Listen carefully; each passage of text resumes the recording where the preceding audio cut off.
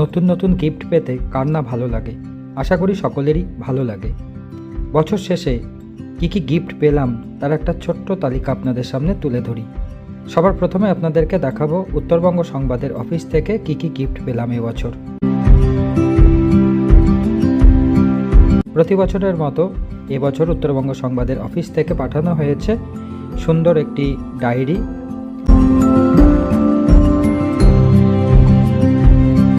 তার সঙ্গে দুটো টেবিল ক্যালেন্ডার এবং বেশ কিছু ওয়াল ক্যালেন্ডার রয়েছে।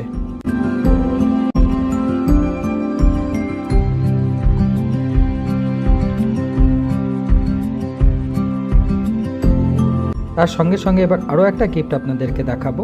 গঙ্গারামপুর মহকুমা স্তরের বার্ষিক ক্রীড়া প্রতিযোগিতায় উপস্থিত থাকতে পেরে সেখান থেকে পেয়েছি সুন্দর একটা চন্দ্রমল্লিকা ফুল গাছ